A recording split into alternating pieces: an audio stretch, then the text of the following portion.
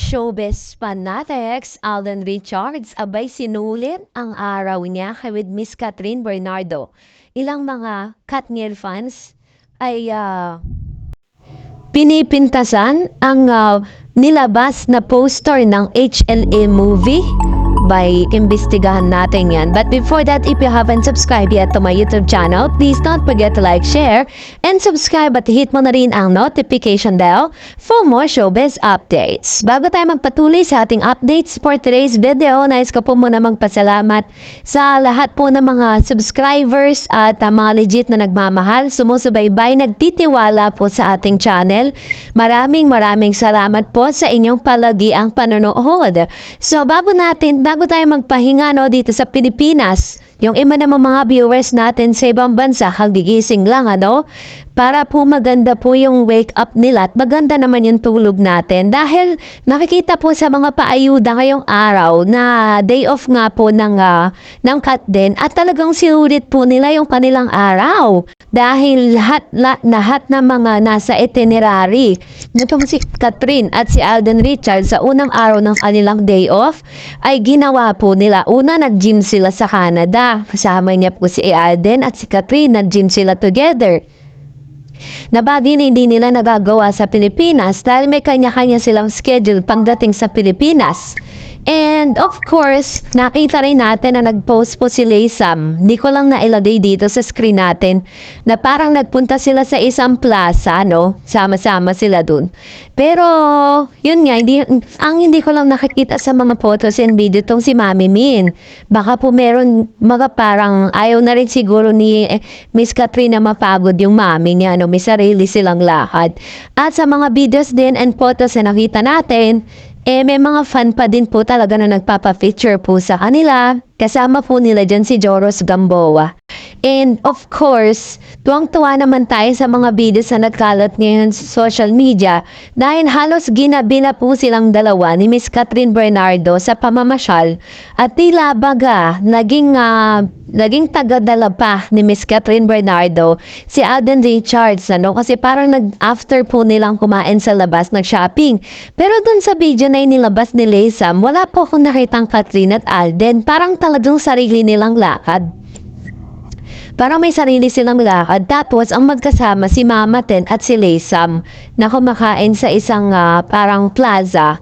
Tapos, hinahanap ko si Catherine, wala. So, i-post natin, And of course, ayan nga, nakita natin yung mga paayuda nila ngayong araw. Talagang hindi sila nagdadamot kapag may mga time talaga nandibigay sila ng mga paayuda. Pero, alam niyo po ba na isa sa mga nakakalungkot na dumaan po sa newsfeed ko dahil inilabas na po finally ng HLA ni Direk Cathy Garcia Sampana at ang production ng production team yung kanilang poster.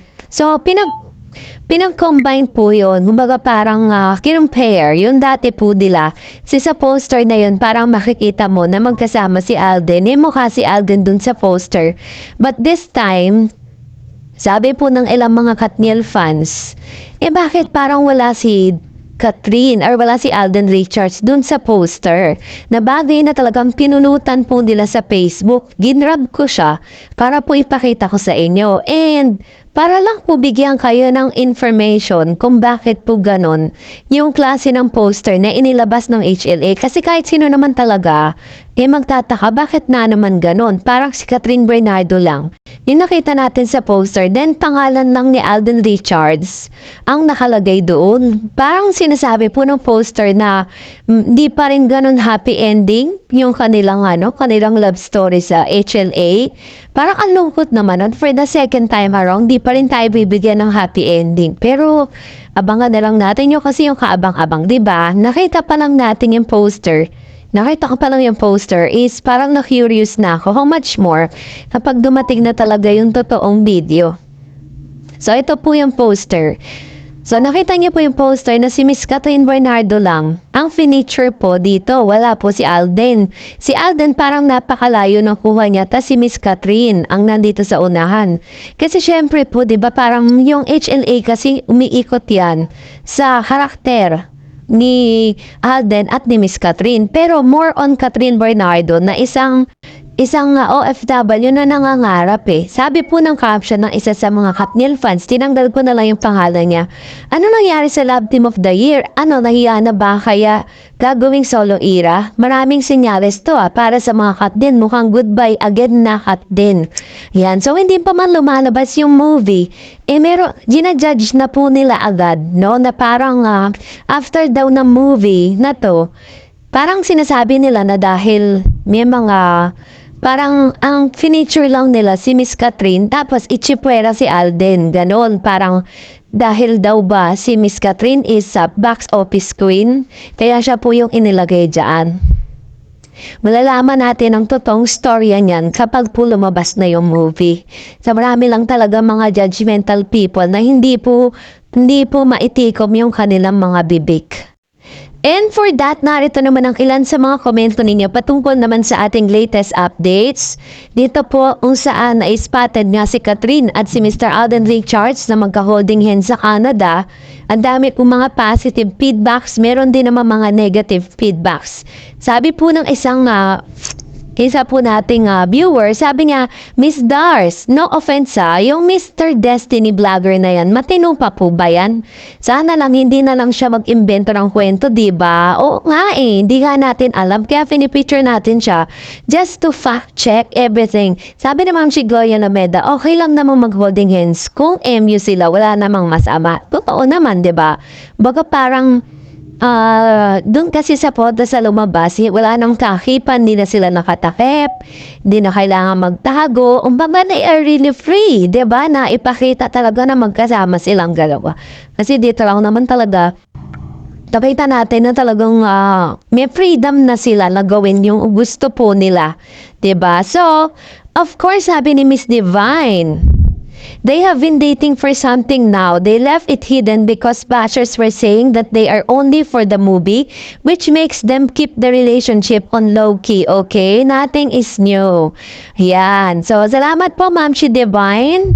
Tama naman, no? Dapat po, sabi niya, it hidden, they have been dating for some time now. So, nagde-date na nga daw. They left it hidden because bashers were saying that they, parang sinasabi po dito ni Ma'am She Divine na tinatago nila yung pagde-date nila dahil syempre iniisip po ng kanilang mga followers, ng mga bashers pala, hindi followers, na ginagawa nila yun just to promote their movie. Tama po kayo, Ma'am She Divine.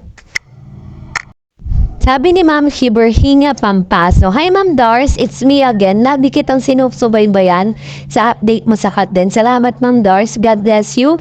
Yes, hindi ako magsasawa sa kay Catherine and Alden, especially kay Miss Cad. So 57 years old ko na, ngayon lang ako humanga sa mga artista. Pero marami na artista na bago. Pero kay Miss Catherine lang ako humanga kasi mabait, humble at good heart. Sabi niya, yung shape ng mukha niya, upward shape, baka mukha niya, lalo na sa mata niyang ganda at yung young beauty niya, pwede siyang Japanese actress, Korean actress, Hollywood female actress. Thanks again, Ma'am Dars. Always watching me here in Macau. God bless you both, Miss Catherine and Alden. Catherine forever, mwah. Ayan, hello sa mga kababayan natin sa Macau. And that's it for today. For more videos and updates, please don't forget to like and subscribe. And please don't forget to follow my Facebook page, Dar Eds TV. God bless everyone!